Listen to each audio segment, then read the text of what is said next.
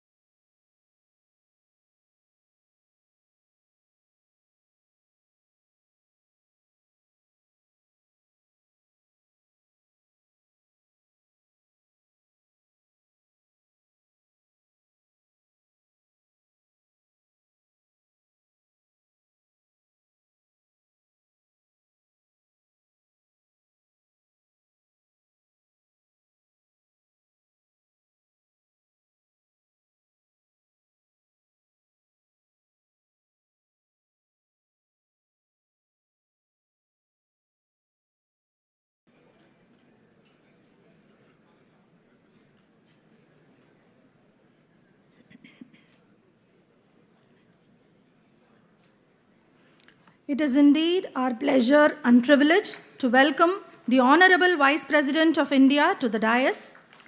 We are also happy to welcome our Honorable Chief Minister of Tamil Nadu and all other dignitaries to the dais.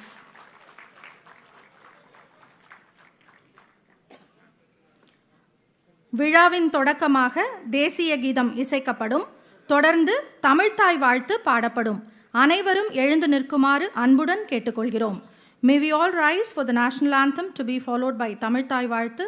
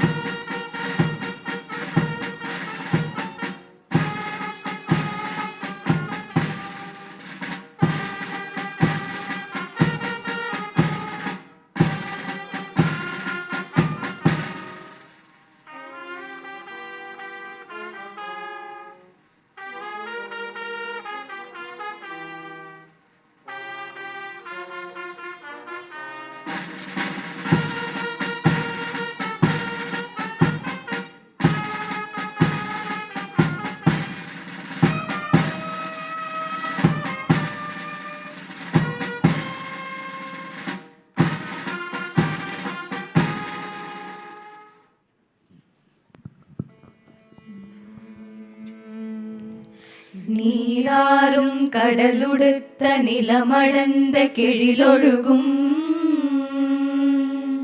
சீராரும் வதனமென திகழ்பரத கண்டமிதில்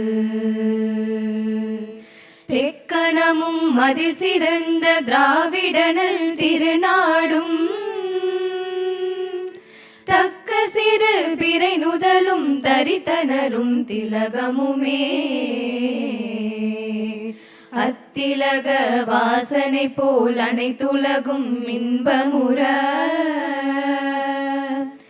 எத்திசையும் புகழ் மணக்க இருந்த பெரும் தமிழனங்கே தமிழனங்கே உன் சீரிலமை திறம் வியந்த செயல் மறந்து வாழ்த்துதுமே வாழ்த்துதுமே வாழ்த்துதுமே.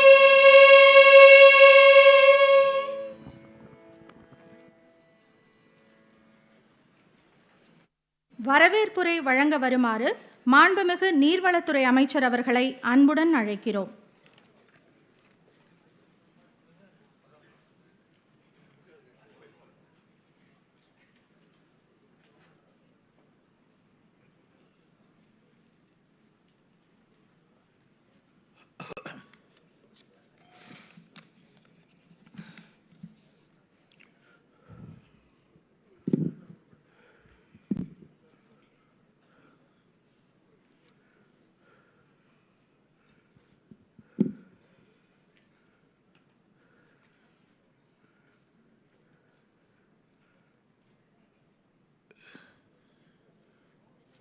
நம்முடைய உயிரினும் மேலான தலைவர் தமிழகத்தை தலை நிமிர்த்தியவர்.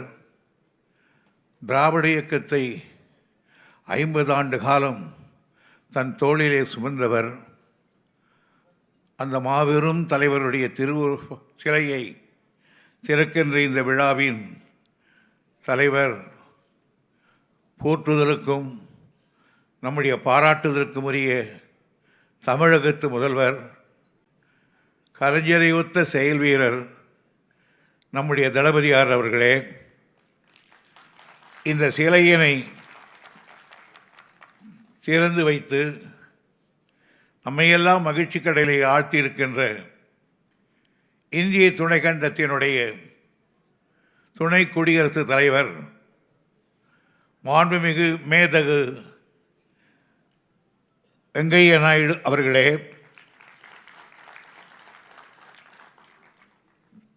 தமிழக அரசினுடைய தலைமைச் செயலர் திரு இறையன்பு ஐஏஎஸ் அவர்களே,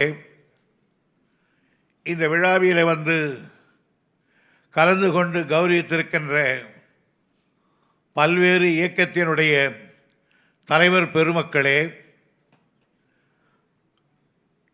மத்திய மாநிலத்திலும் முன்னாள் இந்நாள் அமைச்சர் பெருமக்களே, சட்டமன்றத்தில் முன்னாள் இந்நாள் பாராளுமன்றத்தினுடைய உறுப்பினர்களே, திரைப்படத்தினுடைய துறையை சார்ந்த அன்பு ஆர்வலர்களே,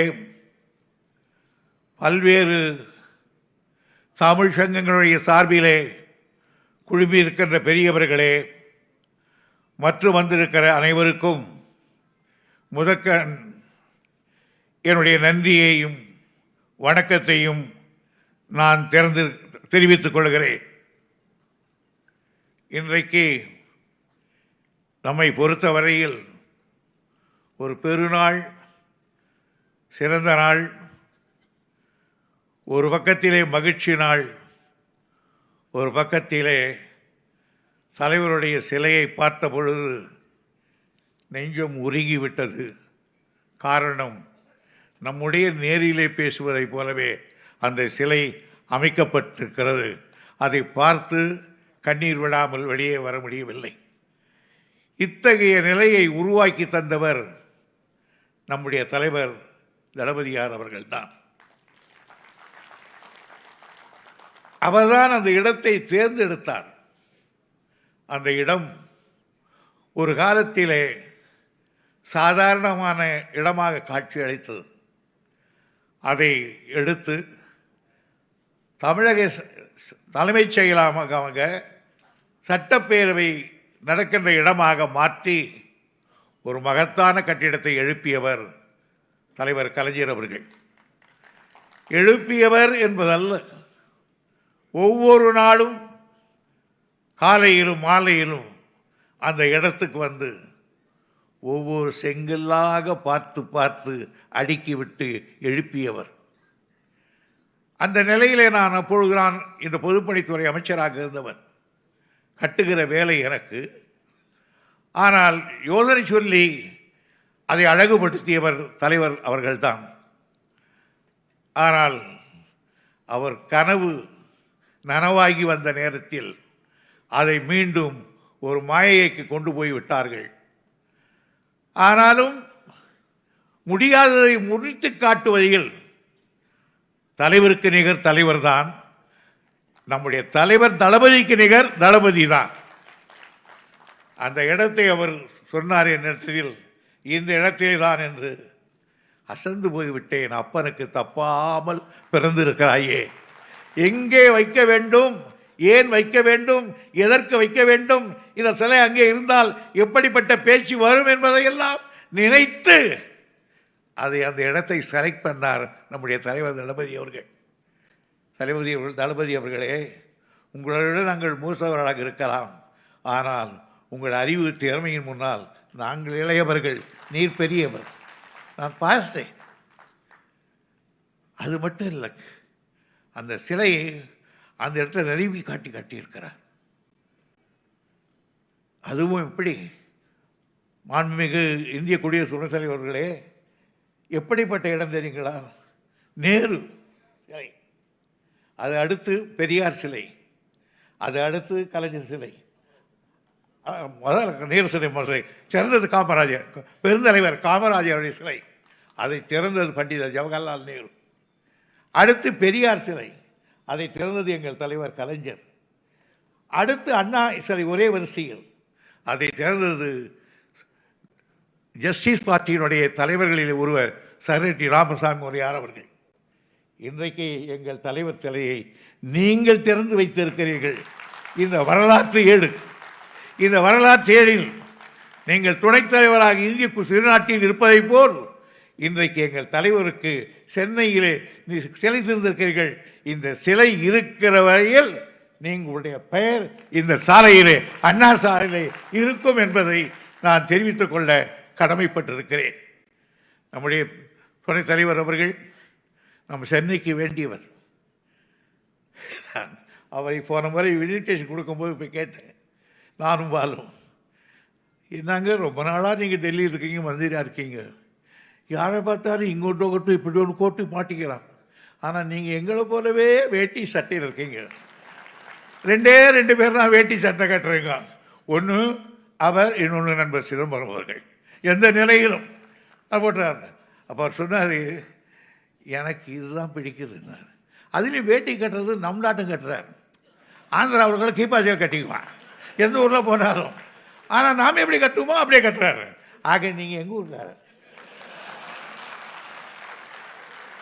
இன்னும் சொல்ல போனால் சென்னையில் எதிர் வீட்டுக்காரர், கோட்டூர் பொறுத்த எதிர் வீட்டுக்காரர். ஆகையினால இந்த மண்ணோடு வாசனையோடு கலந்து நீங்கள். இன்னும் நான் ஒன்றை சொல்லுகிறேன், என் நினைவில் இருக்கிறது.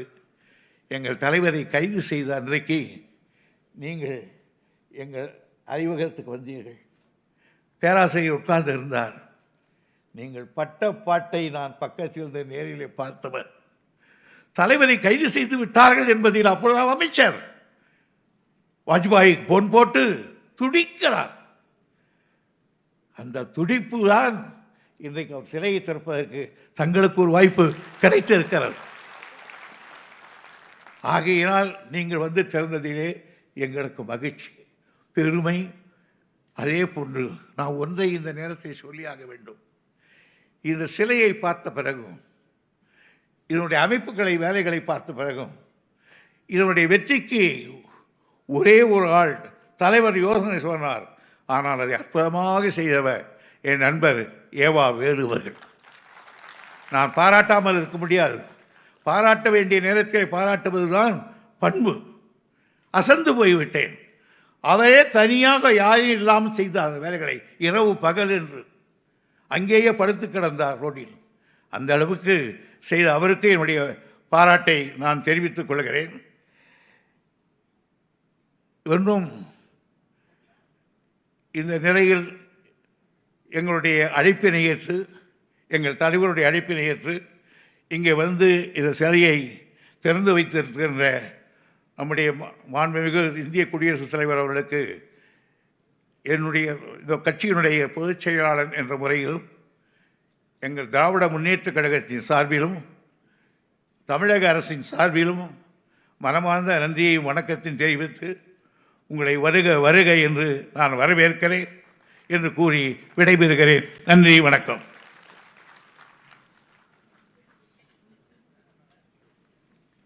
வரவேற்புரை வழங்கிய மாண்புமிகு நீர்வளத்துறை அமைச்சர் அவர்களுக்கு எங்கள் பணிவான நன்றிகள். தற்போது மாண்புமிகு குடியரசு துணைத் தலைவர் அவர்களுக்கு மாண்புமிகு தமிழ்நாடு முதலமைச்சர் அவர்கள் நினைவு பரிசு வழங்கி கௌரவிப்பார்கள். We now request the Honorable Chief Minister of Tamil Nadu to felicitate our chief guest, the Honorable Vice President of India.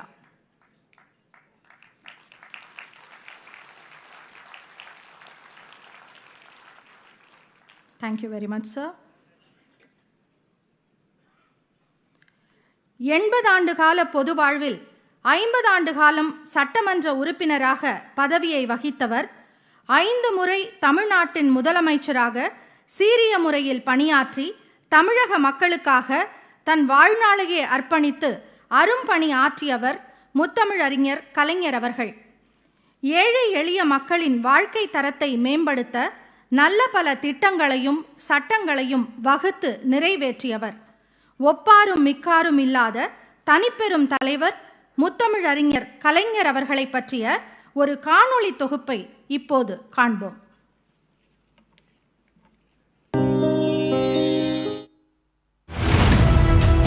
உள்ளத்தில் அழியாத ஓவியமாக நிலைத்துவிட்ட என் உயிரினும் மேலான உடன்பிறப்புகள் அனைவருக்கும் வணக்கம்.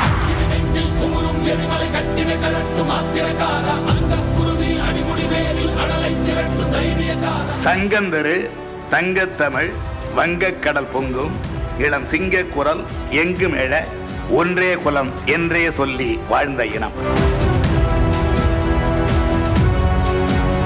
தாயாக தமிழருக்கு அண்ணாவும் தந்தையாக பெரியாரும் வைத்ததாலே அவருக்கு சேயாக விளங்குகின்ற திமுக கழகம் வருங்கால வெற்றிக்கு வழிவகுக்க காண்பீர்கள். இந்த மாநிலமே சமத்துவமாக மாற வேண்டும் என்பதுதான் என்னுடைய தனியான ஆசையாகும்.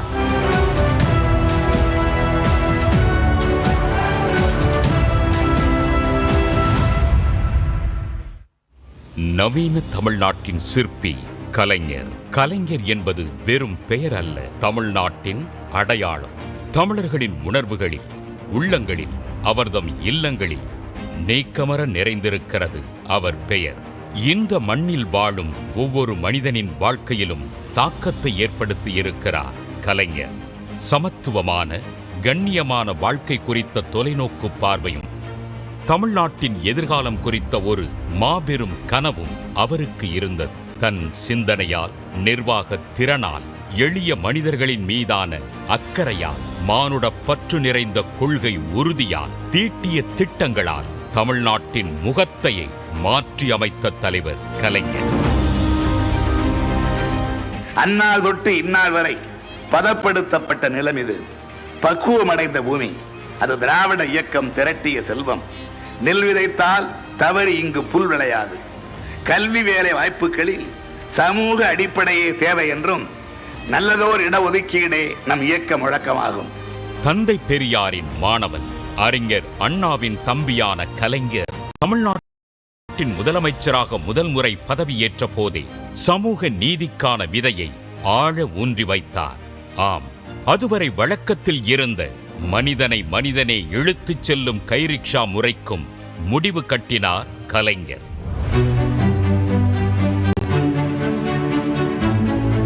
குடிசை மாற்று வாரியத்தை உருவாக்கினார்.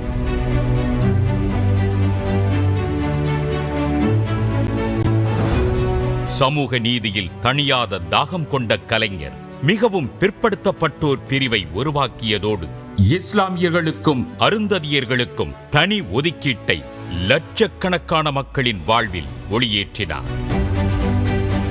கடைக்கோடி மனிதனுக்கும் கல்வி கிடைக்க வேண்டும் என்பதை நோக்கமாக கொண்ட அவர் பள்ளி இறுதி வரை இலவச கல்வி என அறிவித்தார். மாணவர்களுக்கு இலவச பஸ் பாஸ் வழங்கி கிராமப்புற மாணவர்களை மேற்படிப்புக்கு செல்ல ஊக்குவித்தது தமிழ்நாட்டின் கல்வி வரலாற்றில் தவிர்க்க முடியாத பக்கம். மாவட்டத்துக்கு ஒரு மருத்துவக் கல்லூரி, வேளாண் பல்கலைக்கழகம் முதல் ஏராளமான உயர்கல்வி நிறுவனங்கள் அமைத்து அறிவு பாதை அமைத்து கொடுத்தவரும் அவரே. முதல் தலைமுறையாக உயர்கல்வியில் சேர துடிக்கும் எளிய குடும்பத்து பிள்ளைகளின் கனவுகளை பறிக்கும் அநீதிதான் நுழைவுத் தேர்வு என்பதை தெளிவாக உணர்ந்திருந்தார் கலைஞர். சட்டம் இயற்றி நுழைவுத் தேர்வை நீக்கி கிராமப்புற ஏழை எளிய மாணவர்களுக்கு உயர்கல்விக்கான கதவுகளை திறந்துவிட்ட பெருமை கலைஞரையே சேரும். தமிழ்நாட்டில் தனியாரிடம் இருந்த பேருந்து போக்குவரத்தை நாட்டுடைமையாக்கி தமிழ்நாடு அரசு போக்குவரத்து கழகத்தை உருவாக்கி குக்கிராமங்களுக்கும் பேருந்து வசதியை சாத்தியமாக்க விதை போட்டவரும் கலைஞர்தான். மினி பஸ்களும் அவர் ஆட்சியில் விளைந்த நன்மைதான். பசித்த வயிறோடு ஒரு மனிதன் உறங்கச் செல்லக்கூடாது, அனைவருக்கும் உணவளித்துவிட வேண்டும் என்ற தாகத்தோடு திட்டங்கள் வகுத்து நிறைவேற்றியும் காட்டினார் கலைஞர். தமிழ்நாடு நுகர்பொருள் வாணிபக் கழகம் அவரது கனவில் உருவான நிறுவனம்தான். தமிழ்நாடு முழுவதும் ரேஷன் கடைகளை திறந்து பொது விநியோக திட்டத்தின் வெற்றி அத்தியாயத்தை தொடங்கி வைத்தார். கிலோ அரிசி 2 ரூபாய், அடுத்து வந்த நாட்களில் அரிசி கிலோ 1 ரூபாய், பின்னர் இலவசமாகவும் வழங்கும் நிலைக்கு வழிவகுத்தவர் கலைஞர். சின்னஞ்சிறு கிராமத்திற்கும் மின்சாரம் வழங்கியதோடு மட்டுமன்றி இந்தியாவிலேயே முதல் முறையாக விவசாயிகளுக்கு இலவச மின்சார திட்டத்தை அளித்த பெருமையும் கலைஞருக்கே உண்டு. தமிழ்நாடு முழுவதும் உழவர் சந்தைகளை திறந்து இடைத்தரகர்கள் இன்றி விவசாயிகள் தாங்கள் விளைவித்த உணவுப் பொருட்களை தாங்களே விற்பனை செய்ய வழிகாட்டினார். மகளிர் நலனுக்காக 1989ஆம் ஆண்டில் இந்தியாவிலேயே முதல் முறையாக பெண்களுக்கான சொத்துரிமையை சட்ட ரீதியாக உறுதி செய்தார். பெண்களுக்கான சொத்துரிமை அதற்கு 30 ஆண்டுகளுக்கு பிறகே இந்தியா முழுவதும் உச்சநீதிமன்ற தீர்ப்பால் உறுதியாகியுள்ளது. உள்ளாட்சி மன்றங்களில் மகளிருக்கு 33% இடஒதுக்கீடு, அரசு பணிகளில் 30% ஒதுக்கீடு வழங்கி அதிகார படிகளில் பெண்கள் நடைபோட வழிவகுத்தார். பெண்கள் தற்சார்புடன் வாழ வழிதந்துள்ள மகளிர் சுய உதவி குழுக்களை இந்தியாவிலேயே முதல் முறையாக தமிழ்நாட்டில் உருவாக்கியவரும் அவரே.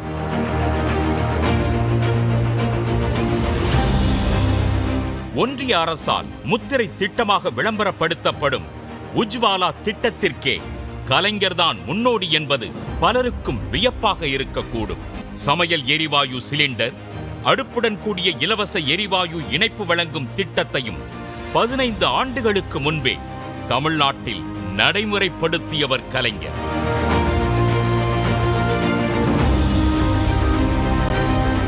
மூன்றாம் பாலினத்தவருக்கு திருநங்கைகள், திருநம்பிகள் என பெயர் சூட்டியதோடு நிற்காமல் திருநங்கைகளுக்கான நலவாரியம் அமைத்தது, ஊனமுற்றோர் என்ற சொல்லை ஒழித்து மாற்றுத் திறனாளிகள் என அடையாளப்படுத்தி அவர்களுக்காக தனித்துறையை உருவாக்கியது என கலைஞரின் சாதனை பட்டியல் ஏராளம். பெண் கல்வியை ஊக்குவிக்கும் நோக்கத்தோடு அவர் கொண்டு வந்த திருமண உதவி திட்டத்தால் பட்ட படிப்புக்கு செல்லும் பெண்களின் எண்ணிக்கை கணிசமாக உயர்ந்து இந்தியாவையே திரும்பி பார்க்க செய்திருக்கிறது. குமரிமுனையில் 133 அடிக்கு உயர்ந்து நிற்கும் திருவள்ளுவரின் கம்பீரமான கற்சிலை, அண்ணா நூற்றாண்டு நூலகம், தலைநகர் சென்னையில் வருங்கால தலைமுறையும் வாழ்த்தும் வகையிலான வள்ளுவர் கோட்டத்தை உருவாக்கியவரும் அவர்தான். தகவல் தொழில்நுட்பத்துறைக்கென இந்தியாவில் முதல் முறையாக ஒரு கொள்கையை அறிவித்தவர் கலைஞர்தான். டிட்கோ எனப்படும் தமிழ்நாடு தொழில் வளர்ச்சி கழகத்தை உருவாக்கி தமிழ்நாட்டின் தொழில் வளர்ச்சிக்கு வித்திட்டவர் கலைஞர். டைடல் பார்க், சிப்காட் தொழில் பூங்காக்களும் உருவாகின. இந்தியாவில் தாராளமயம் அறிமுகமான போது தொழில் நிறுவனங்களின் முதன்மை தேர்வாக தமிழ்நாடுதான் இருந்தது. அந்த அளவுக்கு தமிழ்நாட்டை உருவாக்கி வைத்தவர் கலைஞர். தமிழகத்தின் தொழில் துறையை மேல்நிலைக்கு எடுத்துச் செல்ல ஹூண்டாய், ஃபோர்டு கார் தொழிற்சாலைகள், செயின்ட் கோபைன் கண்ணாடி தொழிற்சாலை உள்ளிட்டவை அமைக்கப்பட்டதும் கலைஞர் ஆட்சியில்தான்.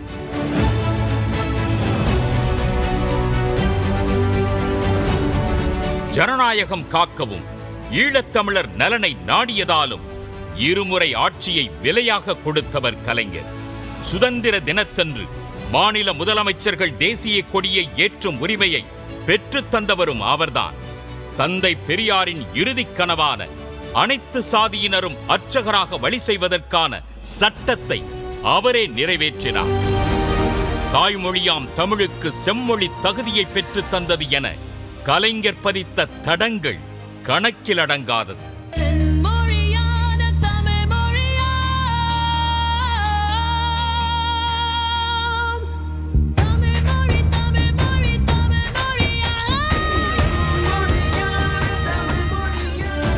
சாதி பேதமற்ற சமூகத்துக்கான இலக்குடன் தமிழ்நாடு முழுவதும் பெரியார் நினைவு சமத்துவபுரங்களை உருவாக்கினார். இந்தியாவின் வேறு எந்த மாநிலமும் இதுவரை யோசிக்கவே செய்யாத திட்டம் இது. மாவட்டங்கள் மாத்திர சமத்துவபுரங்கள் அல்ல, இந்த மாநிலமே சமத்துவபுரமாக மாற வேண்டும் என்பதுதான் என்னுடைய தனியான ஆசையாகும். அதிகாரம் தனக்களித்த வாய்ப்புகள் அனைத்தையும் தமிழர்களும் தமிழ்நாடும் சுயமரியாதையோடு கம்பீரமாக எழுந்து நிற்பதற்காக பயன்படுத்திய மானமிகு சுயமரியாதைக்காரர்தான் கலைஞர். அரை நூற்றாண்டு கால தமிழ்நாட்டு அரசியலின் தலைப்புச் செய்தியாக மைய புள்ளியாக இருந்த கலைஞர் நவீன தமிழ்நாட்டையே நிர்மாணித்த சிற்பி என இன்றைய தலைமுறையால் போற்றப்படுகிறார்.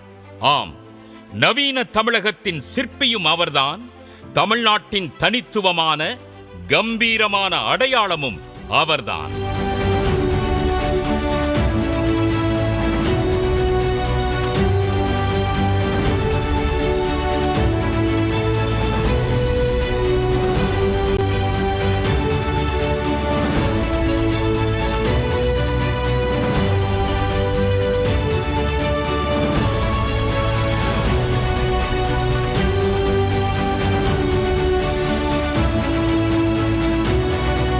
என் உயிரினும் மேலான உடன்பிறப்புகள் அனைவருக்கும் வணக்கம்.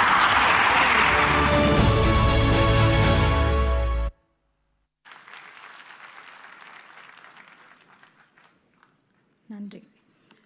நூற்றாண்டு கண்ட சட்டப்பேரவையில் முத்தமிழறிஞர் கலைஞர் அவர்களின் திருவுருவப் படத்தை திறந்தும் தமிழ்நாட்டு மக்களின் மனதில் நீங்காது நிலைத்திருக்கும் தலைவருக்கு அவர் எழுப்பிய ஓமந்தூரார் அரசினர் தோட்ட கட்டிட வளாகத்திலேயே அன்னாரது திருவுருவச் சிலையை இன்று நிறுவியும் வரலாற்று சிறப்புமிக்க பெருமை மிகு நிகழ்வை நிகழ்த்தி இருக்கும் நமது மாண்புமிகு தமிழ்நாடு முதலமைச்சர் அவர்களை விழா தலைமை உரையாற்ற வருமாறு பணிவன்புடன் அழைக்கின்றோம்.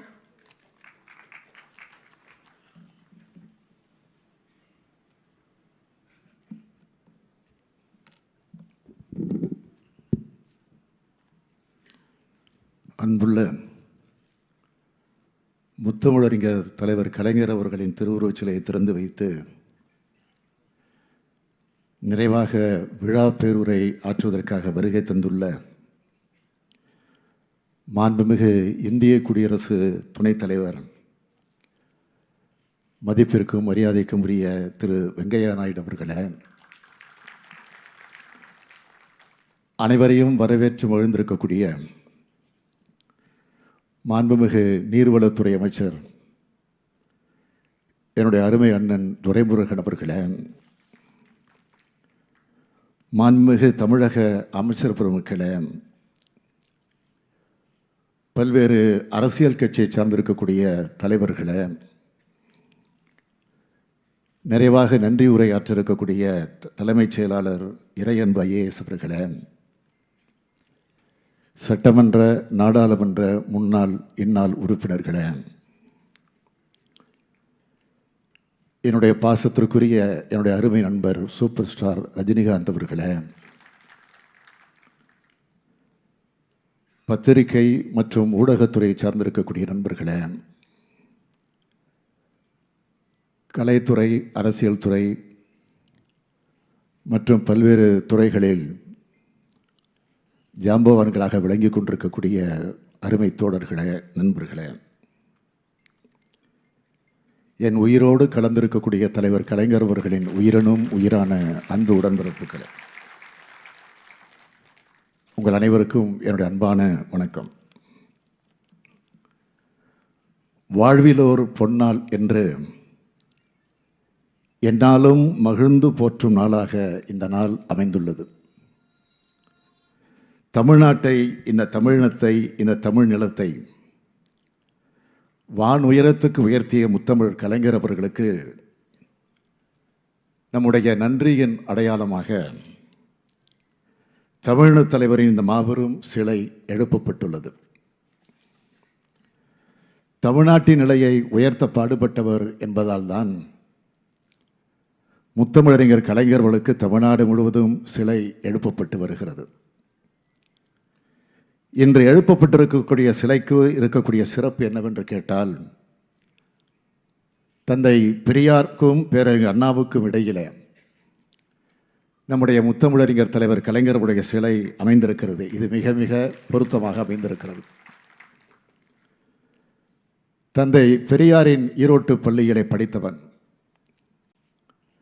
பேரறிஞர் அண்ணாவின் காஞ்சி கல்லூரியிலே பயின்றவன் என்று தன்னை பற்றி கலைஞர் அவர்கள் அடிக்கடி குறிப்பிட்டு காட்டியிருக்கிறார்கள்.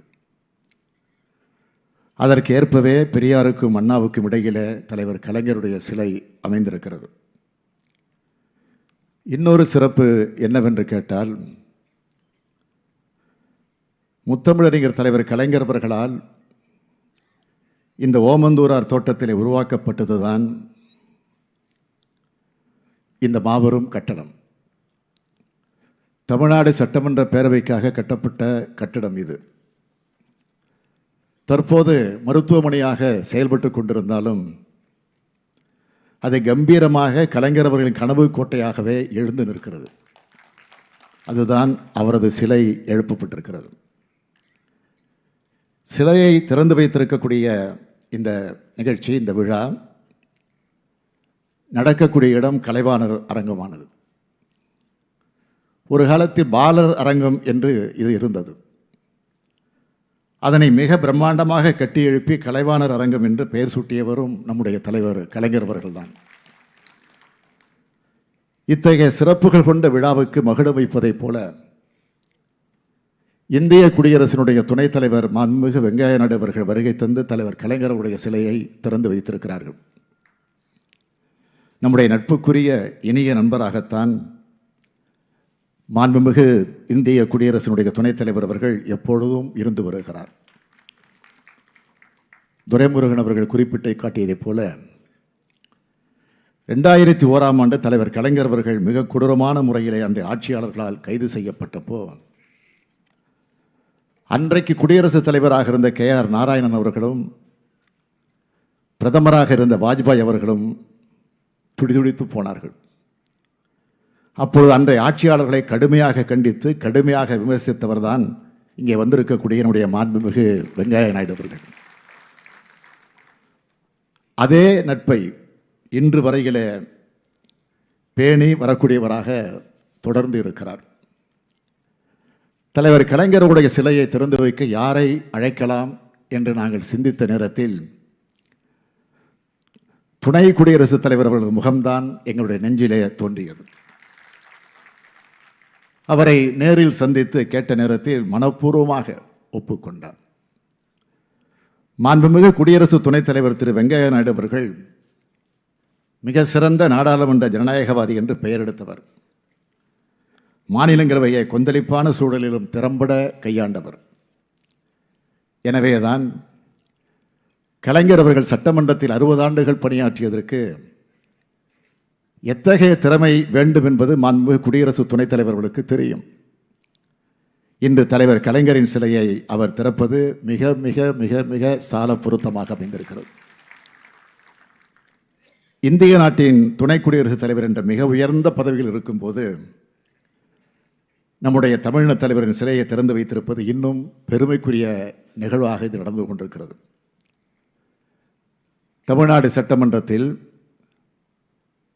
தலைவர் கலைஞர் அவர்களின் திருவுருவப்படத்தை மாண்புமிகு குடியரசுத் தலைவர் ராம்நாத் கோவிந்த் அவர்கள் திறந்து வைத்தார்கள்.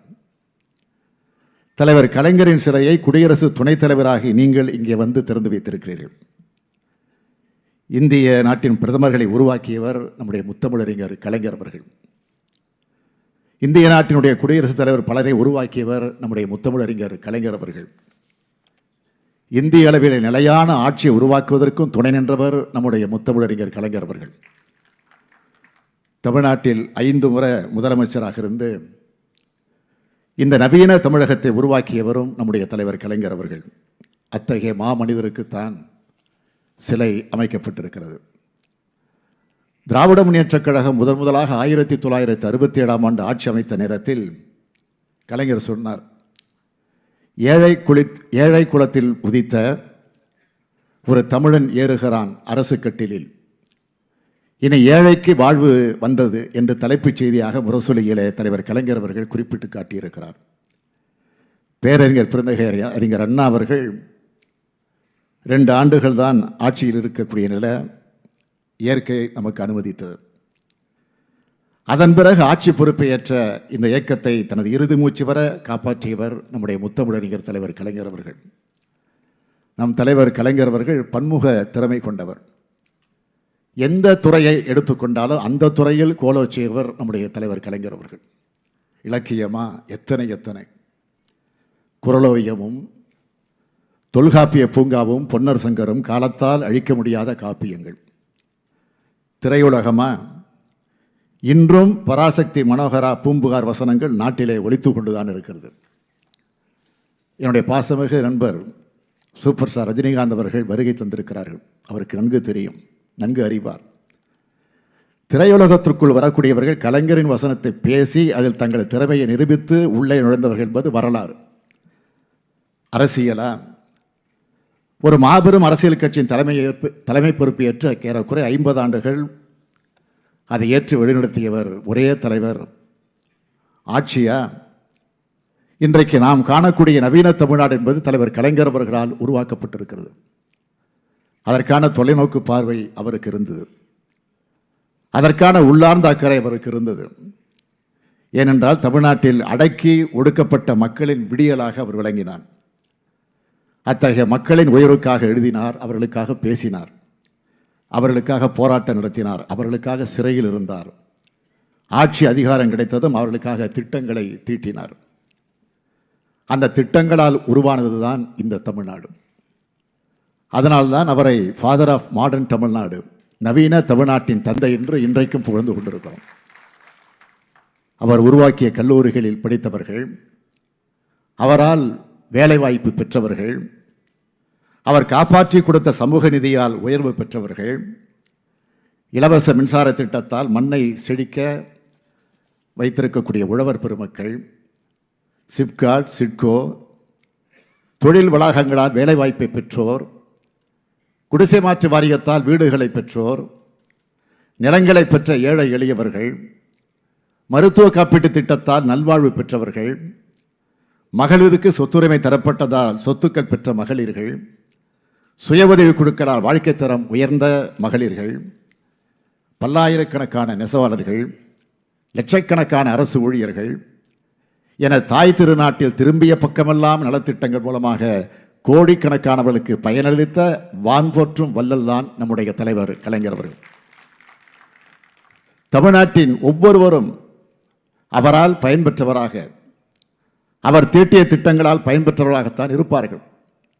அந்த வகையில் அனைத்து மக்களின் தலைவராக இருந்தவருக்குத்தான் இன்றைய நாள் சிலை அமைக்கப்பட்டிருக்கிறது. தமிழ் சமுதாயத்திற்காக உழைத்த எத்தனையோ பெருமக்களுக்கு சிலைகள், நினைவகங்கள், மணிமண்டபங்கள் அமைத்தவர் தலைவர் கலைஞர் அவர்கள். அவருக்கு எத்தனை சிலை அமைத்தாலும் ஈடாகாது. அண்ணா சாலையில் பெரியாருக்கும் அண்ணாவுக்கு மத்தியில் அமைந்திருக்கும் இந்த சிலை ஈடு இணையில்லாதது. இதே அண்ணா சாலையில் தந்தை பெரியாருடைய விருப்பப்படி திராவிடர் கழகத்தால் முத்தமிழறிஞர் கலைஞர் அவர்களுக்கு சிலை வைக்கப்பட்டது. ஆனால் அது சிலரால் கடப்பாறையை கொண்டு இடிக்கப்பட்டது. அப்பொழுதும் கலைஞர்களுக்கு கோபம் வரல, கவிதை தான் வந்துச்சு. எழுதினார். என்ன கவிதைன்னு கேட்டிங்கன்னா, உடன்பிறப்பே, செயல்பட விட்டோர் சிரித்து மகிழ்ந்து நின்றாலும் அந்த சின்ன தம்பி என் முதுகில குத்தல, நெஞ்சிலே தான் குத்துகிறான், அதனால் நான் நிம்மதி, வாழ்க வாழ்க என்று எழுதி காட்டியிருக்கிறார். அதே தலைவர் கலைஞர் கோடிக்கணக்கான தமிழ் மக்களின் நெஞ்சங்களில் என்றைக்கும் வாழ்ந்து கொண்டே தான் இருப்பார். அப்படி வாழப்போகக்கூடிய தலைவரின் தலைமை தொண்டன் முத்துவேல் கருணாநிதி ஸ்டாலின் சொல்லக்கூடிய முழக்கம் என்னன்னு கேட்டீங்கன்னா, வாழ்க வாழ்க வாழ்கவே தலைவர் கலைஞர் புகழ் வாழ்கவே. நன்றி கூறி விடைபெறுகிறேன். நன்றி, வணக்கம்.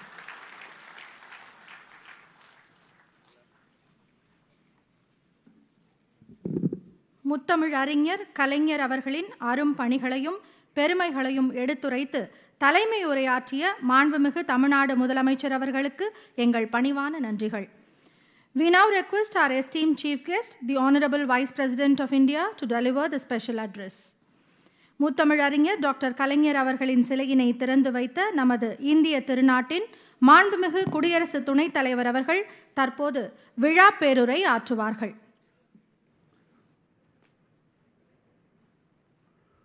மாண்புமிகு தமிழ்நாடு முதலமைச்சர் திரு DMK ஸ்டாலின் அவர்களே, மாண்புமிகு தமிழ்நாடு நீர்வளத்துறை அமைச்சர் திரு துரைமுருகன் அவர்களே, தமிழ்நாடு அரசின் தலைமைச் செயலாளர் முனைவர் இறை அன்பு அவர்களே, மாண்புமிகு அமைச்சர் பெருமக்களே, சட்டமன்ற உறுப்பினர்களே, சிறப்பு விருந்தினர்களே, பிரமுகர்களே, அன்புள்ள சகோதர சகோதரிகளே, தமிழ்நாட்டின் முன்னாள் முதலமைச்சர் மறைந்த டாக்டர் கலைஞர் கருணாநிதியின் 98வது பிறந்த நாள் விழாவை முன்னிட்டு திருவருவ சிலையை திறந்து வைக்க உங்கள் அனைவரின் முன்னால்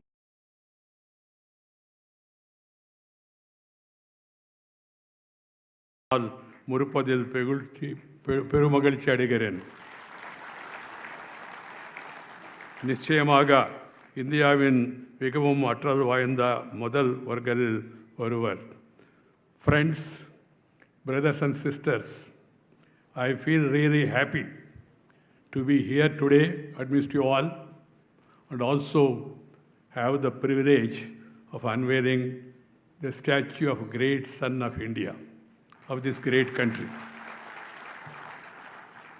When the Chief Minister told me that I should come and unveil this statue, I have no hesitation to accept it immediately. I feel that Thiru Kalaignar Karunanidhi is one of the able administrator who has given a stable government and also worked for the welfare of the downtrodden, taking care of the suppressed and oppressed and depressed people, and giving social justice to various sections was his specialty. I could watch him from my student days. I am a neighbor, Nellore.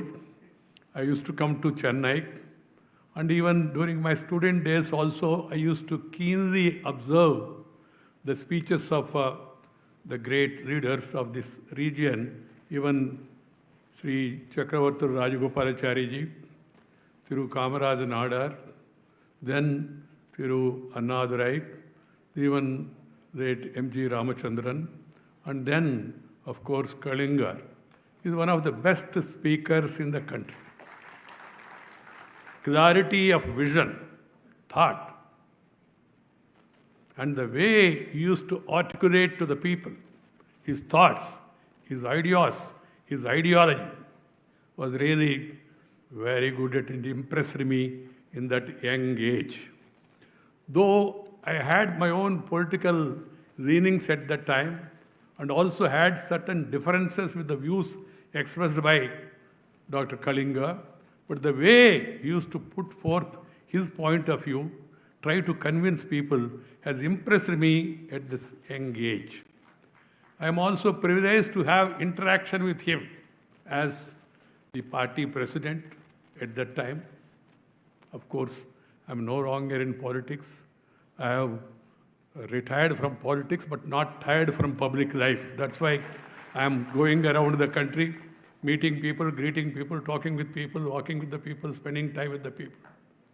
And then I could see a person who has a clear ideology and commitment, dedication, devotion, dynamism, and discipline, working for the welfare of the people. His 98th birth anniversary celebration, I can say with all honesty, he was certainly one of India's most dynamic chief ministers. I thank the government of Tamil Nadu for inviting me to this important event. Chennai is a city close to my heart and has a special place in my life. From the proximity to Nellore, where I come from, Chennai has had a profound influence on me. I have had the good fortune of interacting with Kalaignar Karunanidhi ji quite closely over several decades during the course of my long journey in public life. It was always interesting to interact with him, to argue with him. And sometimes we used to agree to disagree also, but at the same time respect. In democracy, that is a quite essential requirement, agree to disagree. And in public life, politicians, they must respect each other. Political parties should consider that people belong to different parties, have different ideologies, different way of working, but they are all working for the people in their own way. So we must respect each other. We are not enemies. We are only political rivals. This has to be understood by one and all. This is my advice to the modern politicians of belonging to different hues. You may belong to this party or that party, but we all belong to this great country and we are all working in the interest of the people in our own way. So we should respect and we should not treat them as enemies. My dear friends, they were mentioning about the incident where he was arrested along with Thiru Murasori Moran and was not treated well by the police at that time. I have no hesitation in telling the Prime Minister and telling him also, I would like to go and stand by them in this hour of crisis. In spite of our political differences,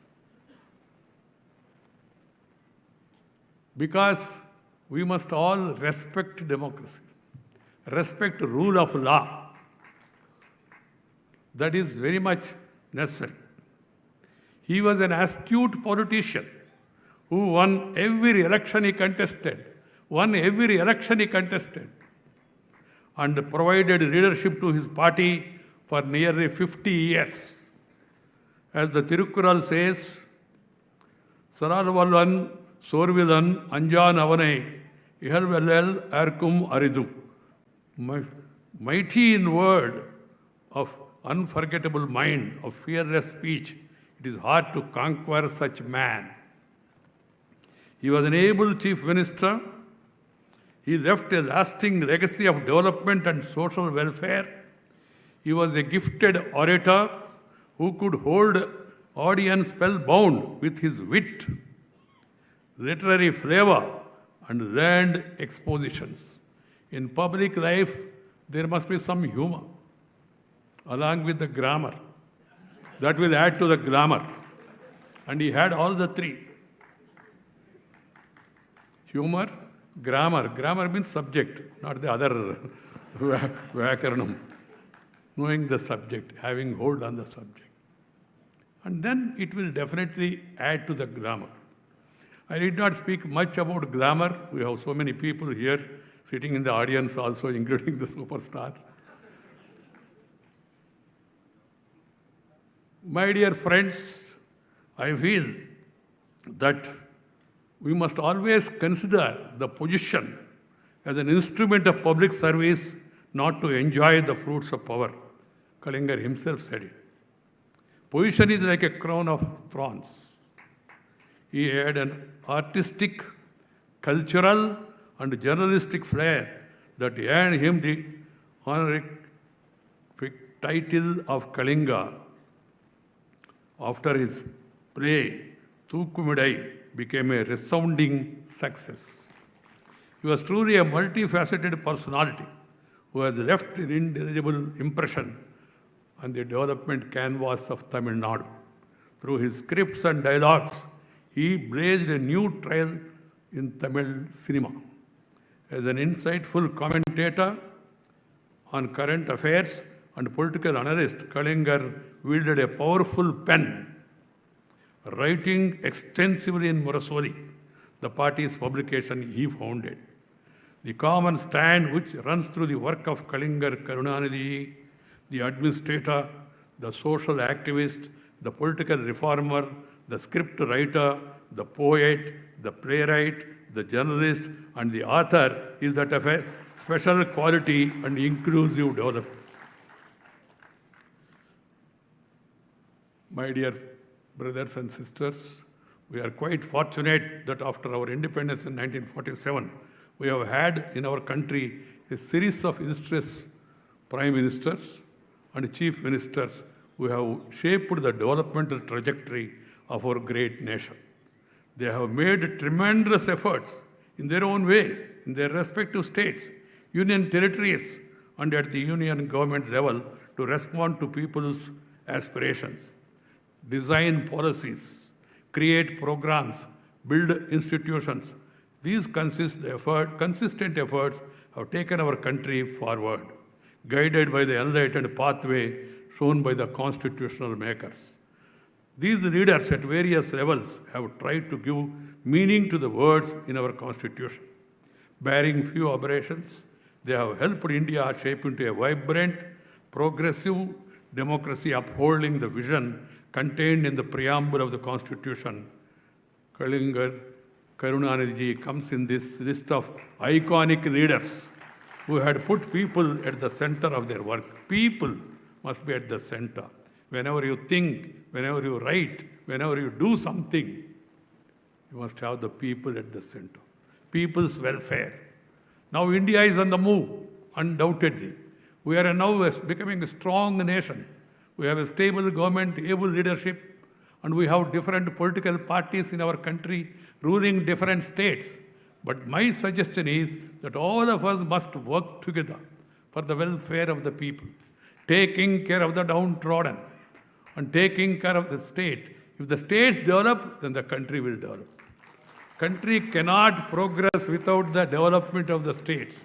This has to be kept in mind. I also feel that the center and states must work together as Team India.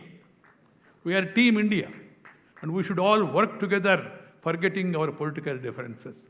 Irrespective of caste, creed, sex, religion, and region, India is one nation, one people, one country. We have different regions, we have different religions, we have different ways of our dress. But at the same time, we must remember we are all Indians. Indians first. That has to be kept in mind, all of us. Every Indian language is very rich. So we must always feel, and I feel that we must promote our mother tongue. Mother tongue, motherland, they are very important. Mother who has given you a beautiful birth, you should never forget her. And the native place to which you belong to, you must do something to the place where you were born. And the mother tongue, the language that has come from mother's womb, the Tamil, the Telugu, the Kannada, the Malayali, Marathi, Assami, Punjabi, Bhojpuri, there are so many languages. We must promote, propagate, and make them prosper in our own way. Because I always feel mother tongue is like your eyesight. The other language is like spectacles. If you have eyesight, spectacles will work. If you don't have eyesight, Even we wear ribbon, zuban se kuch aayega nahi. This has to be kept in mind. My suggestion to all the youngsters is, please promote mother tongue. Speak in mother tongue at home. Leave this mummy daddy culture. Amma, it comes from the heart. We should promote that mother tongue in our house while talking to others. Of course, we should speak to others when they don't know the mother tongue. We should not be carried away this glamour for the other language. Nothing wrong in learning other languages, but first mother tongue. This has to be kept in mind. I respect Dr. Kalaignar because he promoted Tamil culture, Tamil literature.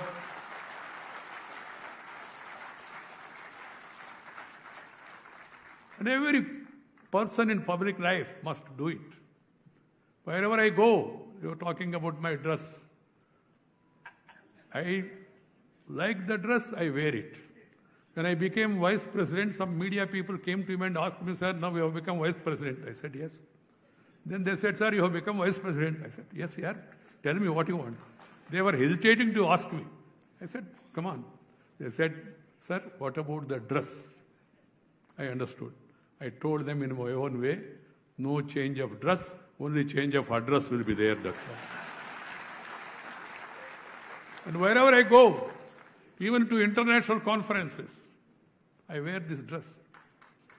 And people appreciate this, except when the season is not good. You know, weather conditions sometimes force you to wear something. Otherwise, I am comfortable in my dress. And then I am happy, particularly when I come this side, Tamil people, they keep their dress, their culture, their tradition, the music, the art, the literature. People of Tamil Nadu, they promote, and the governments also propagate it. That's the way forward for all of us. We should not oppose any language, but we must support our language first. So my suggestion is, and people indulge in controversies, I say, no imposition of any language, no opposition to any language. Imposition and opposition. Learn as many languages as possible.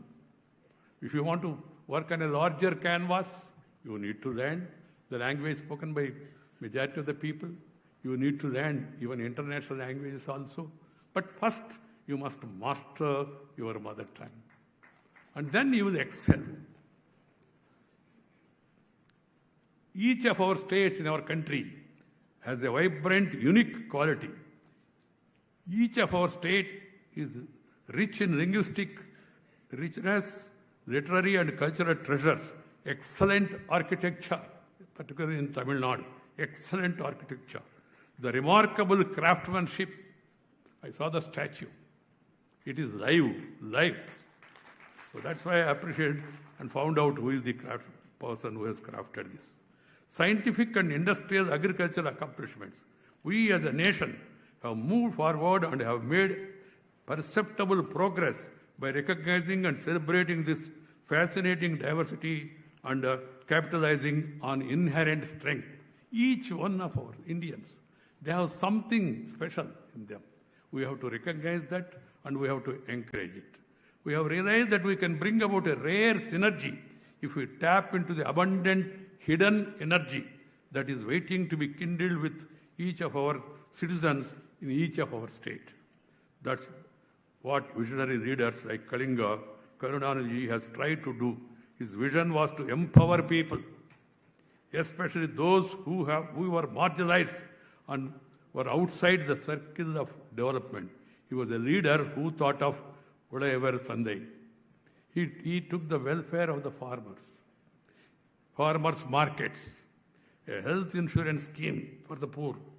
He was a leader who gave boost to industrial growth, infrastructure, and information technology. Infrastructure is key for development.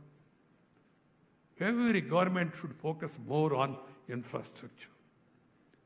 We were reminding about Sri Atal Bihari Vajpayee, who brought that connectivity a revolution: air connectivity, rail connectivity, highway connectivity, tele connectivity, television connectivity, port connectivity, even political connectivity also he brought to it.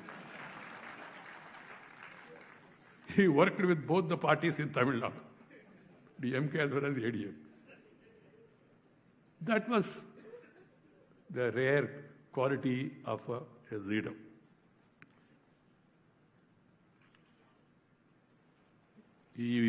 Karunanidhi was one who declared the prayer song of Tamil Nadu in 1970, the Tamil Thai Valthu, with which we began all functions in the state of the national anthem. My dear sisters and brothers, Kalaignar Karunanidhi was a leader who stood firmly by his political beliefs and conviction. It is important to recall the fact that Kalaignar Karunanidhi has opposed the imposition of emergency by the then Prime Minister in clear and unambiguous terms, rising from the margins of society, working untiringly for the underprivileged, and occupying the center stage of public life for several decades. Kalaignar Karunanidhi's multi-dimensional work has had a lasting impact on the socio-political landscape of Tamil Nadu.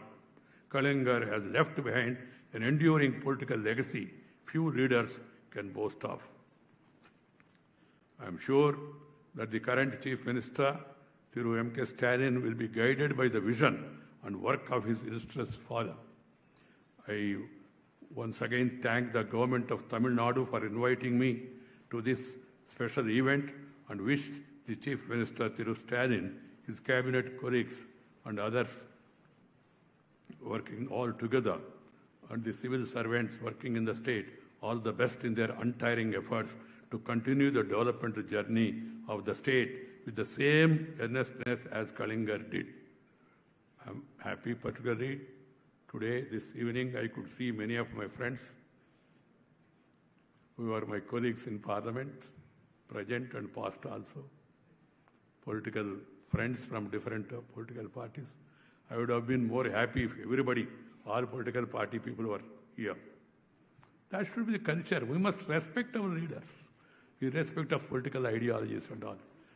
As I was telling, we must differ, but at the same time, we must respect the leaders and then move on according to our ideologies. My dear friends, that is what is real India. Unity in diversity. That is the speciality of this country. Unity in public life for the welfare of the people. Leaving aside our politics for the time being. Need not compromise on your convictions, but at the same time can work together also. This is my advice to all the youngsters. Once again, I'm thankful to Tamil Nadu government for providing me this opportunity, and also I would like to thank all of you for giving me a very patient hearing. Thank you very much. Nandri, vanakkam.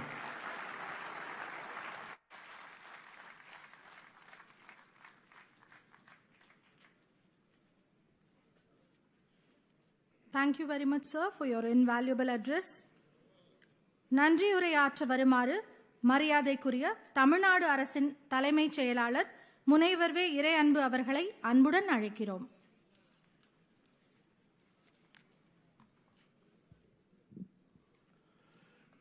Respected Chief Guest, the Honorable Vice President of India, Honorable Chief Minister, Honorable Minister for Water Resources Development, Honorable Speaker, Honorable Cabinet Ministers of Tamil Nadu, dignitaries from various political movements, respected members of Parliament and State Legislature, Honorable Judges of the High Court of Madras, celebrities from the cine world, representatives of local bodies, important dignitaries and government officials, friends from the media, ladies and gentlemen, I consider it a privilege to have been asked to propose vote of thanks on this memorable occasion. I thank the Honorable Vice President for gracing this occasion and unveiling the statue of Muttaramer Kalaignar, who for over 5 decades strode like a colossus in Indian political landscape. It is only befitting that another scholar extraordinaire with great intellectual profundity and impressive eloquence, and who is famed for his wit and wisdom, instantaneous metaphors and scintillating similes, should be the chief guest on this occasion to honor Muthamidariஞர் Kalaignar, who possessed or rather epitomized these very qualities in abundant measure. The Honorable Vice President's electrifying speech today will remain etched in our memory for a long time. Oh, what a magnificent moment. ஒரு நாட்டின் முன்னேற்றம் அடுத்த நாட்டை வெற்றி கொள்வதில் இருக்கிறது. அது குண்டு வெடிப்புகளால் அல்ல, கண்டுபிடிப்புகளால். அழிவை உருவாக்குவதில் அல்ல, அறிவை உருவாக்குவதில். அந்நிய மண்ணை சிதைப்பதில் அல்ல, தாய் மண்ணை செதுக்குவதில். மாண்புமிகு இந்திய நாட்டின் துணை குடியரசுத் தலைவர் அவர்களே, இன்று தமிழகத்தை தன்னுடைய அரும் பணிகளாலும் கடும் உழைப்பாலும் பல்வேறு விதங்களில் செதுக்கி எண்ணற்ற நிறுவனங்களையும் அமைப்புகளையும் உருவாக்கிய கலைஞர் அவர்களின் சிலையை திறந்து வைத்திருக்கிறீர்கள். அதற்காக தமிழ்நாடு அரசின் மனமார்ந்த நன்றிகளை தெரிவித்துக் கொள்கிறேன். விண்ணை தொடுகிற கனவுகளை வைத்திருந்தாலும் மண்ணில் கால் பதித்து அவற்றை சாத்தியமாக்க முயன்ற முன்னாள் முதல்வரின் திருவுருவச் சிலையை திறந்து வைத்திருக்கிறீர்கள். அதற்காக மகத்தான நன்றியை தெரிவித்துக் கொள்கிறேன். I thank the Honorable Chief Minister for presiding over this function and recapitulating the great contribution of Kalaignar and making his presidential address a fitting tribute to be ever cherished by the participants. இந்த விழாவிற்கு தலைமையேற்று அரியதொரு தலைமையுரையை நிலைத்து நிற்குமாறு வழங்கிய மாண்புமிகு முதலமைச்சர் அவர்களுக்கு என்னுடைய மனமார்ந்த நன்றிகளை தெரிவித்துக் கொள்கிறேன். விழாவில் வரவேற்புரை நல்கி நம்மை கடந்த காலத்திற்கு கடத்தி சென்ற மாண்புமிகு நீர்வளத்துறை அமைச்சர் அவர்களுக்கு என் உளமார்ந்த நன்றிகள். இந்த விழாவில் கலந்து கொண்ட மாண்புமிகு அமைச்சர் பெருமக்களுக்கும் நாடாளுமன்ற சட்டமன்ற உறுப்பினர் அவர்களுக்கும் சபாநாயகர் அவர்களுக்கும் உள்ளாட்சி அமைப்புகளின் பிரதிநிதிகளுக்கும் திரைத்துறையை சார்ந்த கலைஞர்களுக்கும் இதிலே பங்கெடுத்து பணியாற்றிய அரசு துறை அலுவலர்களுக்கும் பொதுமக்களுக்கும் என்னுடைய நன்றிகள் உரித்தாகுக. இந்த விழாவில் இச்சிலையை உருவாக்குவதற்கு உழைப்பை சிந்தி சிறந்ததொரு சிலையை சீருடன் வடிவமைத்த சிற்பி அவர்களுக்கும் பொறுப்புடன் பணியாற்றிய பொதுப்பணித்துறைக்கும் என்னுடைய நன்றிகளை தெரிவித்துக் கொள்கிறேன்.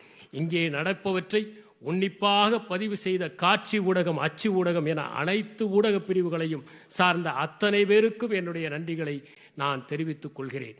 இந்த விழா சீரும் சிறப்புமாக நடக்க உழைத்த அனைத்து உள்ளங்களுக்கும் என் நன்றியை தெரிவித்து விடைபெறுகிறேன். வணக்கம்.